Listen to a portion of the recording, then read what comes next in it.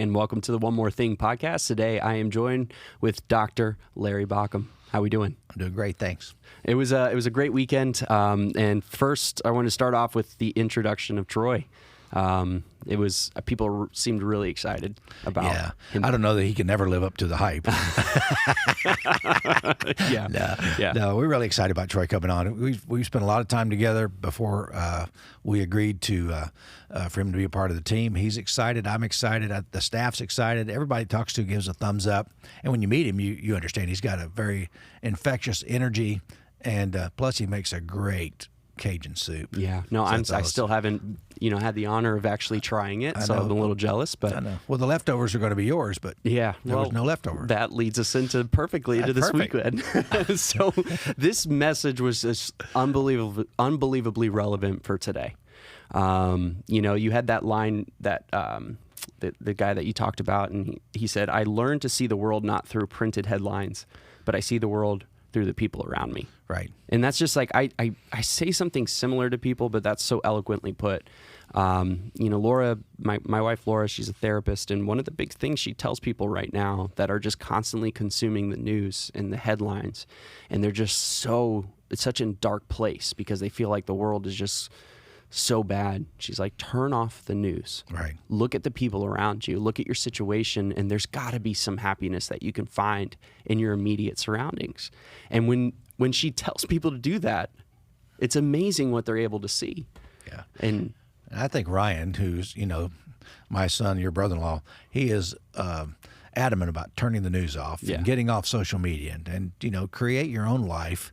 Just don't try to be affected by those around you and the negativity or whatever they're saying. And there's some real truth in that. Absolutely. I think there's, the benefits of texting and connecting they're all there. And I'm not saying that the things aren't appropriate, but when we live in a world of pandemic and people are panicking and they're driven to anxiety by what they're seeing, I think it's just better to unplug.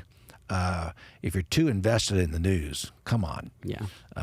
You might want to back it off, if not completely, to listen to there's headline stuff on your phone. You can say, I want to hear the headline news of whatever network you listen to. They usually have a 2 or 3 minute deal, and ration yourself. That's all you're getting. Yeah. Exactly. No, I think that's really good advice because you don't want to be completely ignorant to what's going on in the world, but you also don't want it to let it consume your life, because it can be daunting. It's a very daunting thing. But I love this. You don't speak out of Deuteronomy very often. Well, depends on who you're talking to. But I did love this. I did love this sermon in that passage because this idea of bringing your first fruits, all that you have, the best that you have, to God and giving that to Him.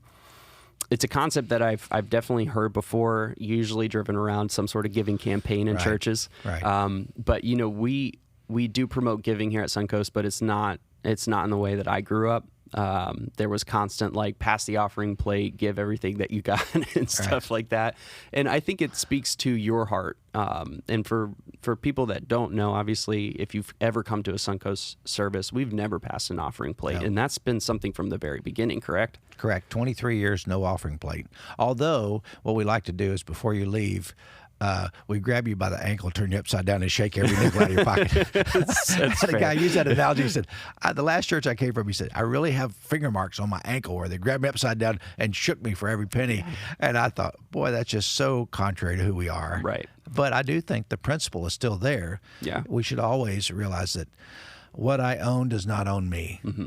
And life, as I'm discovering, we all have a limited time span. No one's going to live forever. Now, I'd like to be the exception to that, but probably not. But I've seen my dad pass away, and I've seen my mother and father-in-law go, and my grandparents, and they lived good lives. And what I'm really impressed with is those who leave a legacy. Yeah. And some do better than that, than others do. And it's not unintentional. It's because they've learned to live. Mm-hmm. And live your life. I mean, I like the Secondhand Lions movie where the guys crash upside down in the barn, and they said, what's the epitaph? They lived. They really lived. I mean, they lived their lives in their 90s, guys flying a plane. But I think that I don't want the negative headlines to determine who I am. No, I think that's really, really important. And I think, there is this importance of of giving, right? So you definitely want to promote giving. Yes. But not in the way that a lot of us grew up, in the sense that we felt like outside of physically being shaken for our money, there was this very large pressure to give. And I think that's one of the geniuses of Suncoast, and what you started from the very beginning, is that we're not going to have that pressure. We're just going to encourage people to give. And the way you've set up the system, as far as like the church is more financially independent than most churches, so we don't require a lot of financial help. So when you are giving to Suncoast, it's not going to mortgages and staff pay. Most of that stuff is covered, but it is going to actually directly help the community. And I think that's something that people do find a lot of solace in, and so people are more apt to give. Right. One of the phrases I used early on, and I think it may be original with me, but if not, I got it from somewhere I don't remember. But it's, some people go after someone for their wallet and their resources. You've got resources. A church needs your resources. I want to go after your resources. I've always had this premise or this idea that I really want your heart. And if I get your heart, the money will be there. Yeah. When there's a need and we express a need, and your heart's been touched by God, I'd much rather have your heart than your wallet. Absolutely. Because you can leave your wallet in the plate, but your heart is something that goes on, and I think it's part of your spiritual energy that lives on for a long time. It's part of your legacy, not your wallet. Yeah. No, and I think we have perfect proof of that during our Suncoast Cares campaign. I mean, the way that the church stepped up and helped during that time, it was incredible to see. It was so encouraging. So how much did so this Suncoast Cares was those who got stimulus checks that didn't feel like they needed them, they gave them to Suncoast Cares, and then we distributed them to people throughout the community. Exactly. Do you know what that approximate number about? I think it was like in the 40s. 50 grand. $50,000. Wow. Of money that we've given back to the community, just from people. From one person who came up with the idea and told me, and I said, that's a great idea. Yeah. And we create the whole thing. Our creative team can put things together quickly.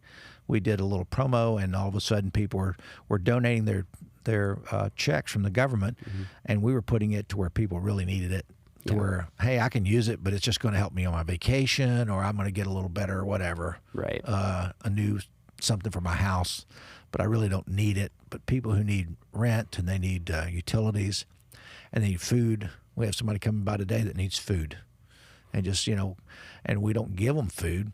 We give them a gift card. Yeah. And but $100 gift card goes a long way. Sure. Sometimes a little more, sometimes a little less, but we try to help people, and because that's what I think church should be. Absolutely, 100%. And I think that's it allows you, which was another point of yours, it allows you to pull perspective when you see that. When you see someone struggling like that just for food, I mean, some of your problems seem less big, you know, and perspective is so important. And you've preached that a million times, as far as just, the true thing of happiness is not necessarily ignoring your problems, but being happy in spite of those problems, right. And always understanding that perspective is an important thing. And the way you closed out the service with that story of, this guy, he's got 6 kids to put shoes on, and, he's stressed about money. And then he interacts with this family that, I wish I had that problem. Yeah. It's my child is paralyzed and doesn't need shoes, so he goes back and kneels and thanks God for all the worn out shoes from skipping rope and kicking rocks, and those are blessings, worn out shoes. Yeah. So I like to buy shoes for my grandkids too. Yes, by the you way. do. Yes, you that's do. one of my fun things to do. But they wear them out. They do. Yeah. No, not Colin. He wears them out, but. Well, he's getting to the age now that, he starts caring a little bit more about his shoes too. Yeah, I don't think so. No, he's not there yet. Not yet. But he grows them. He outgrows them. Oh, well, then there just you go. turned 15, 11 and a halfs. Okay. I'm going, kid, give me a break. Are you going to be 6'5"? So, and he may be tall. We don't know, but he will be tall. But we'll see. Yeah. But buying shoes is a wonderful thing. I laughed. My mother told me a story. When I was growing up, we were poor, very poor. And I played in the band, and she said, you had to have, in this band, you had to wear white shoes because people want to see the band lift their feet. Mm-hmm. And she couldn't afford new shoes. So she went to some thrift store and bought me a pair of these white patent leather shoes. And she said they were like 4 sizes too big. She said, we stuffed tissues in the toe of those shoes, and you wore them, and you never complained about them because you were just happy to have white shoes. Yeah. And now I look back and I go, I did not remember that they were too big, but I do remember the shoes. Yeah. I was pretty excited about that. Yeah. But yeah. it's perspective. Yeah. Now you go, when you're poor, you don't realize it. No. Then you get a little bit more affluent. You realize we really had tough times, but we didn't know it. Right. I have another perspective story. I sit around my men's group sometimes on Thursday morning. What's going on all around the guys. And if I know a guy's really going through a difficulty, I'll sometimes go to him first. Because what's going on with you? Oh, my wife and I are trying to figure out how we're going to get a rental car when we get here, or we're trying to figure out how to get our RV there or trailer here. And then you go to this guy and says, I need a new liver. Yeah. Or my son just died yesterday.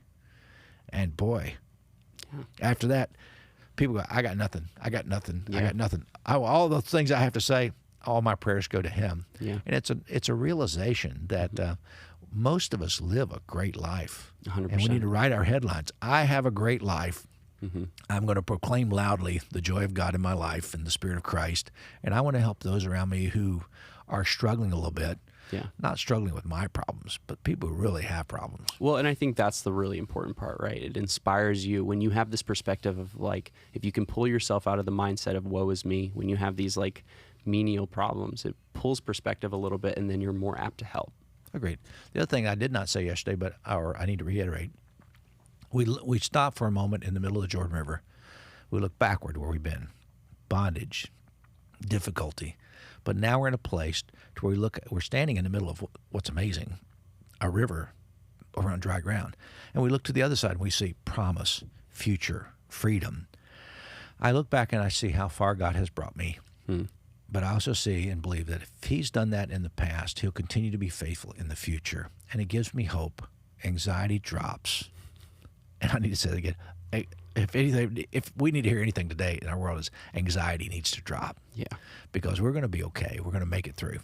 And just a matter of perspective. Keep looking up. Absolutely. Well, I think that's a perfect place to, I can't say it any more eloquently than that. That was amazing. So this weekend, what do we got coming up? Oh, man. This weekend, we got a lot of rascals on stage. Yeah. It's going to be Number trouble. one, it's going to be me on stage, but joined with me are going to be Dr. Troy Doucet, our newest teaching pastor, and also Pastor Brett Watson. He's going to be with me too. And the three of us are going to be sharing some thoughts and try to give some encouragement to the congregation about what's coming in the future. Not just going to all talk about us, but we're going to talk about some important things for them as well. So it'll be a different dynamic, but it should be fun, and I'm looking forward to it. We are too. Well, thank you so much, Pastor. My pleasure.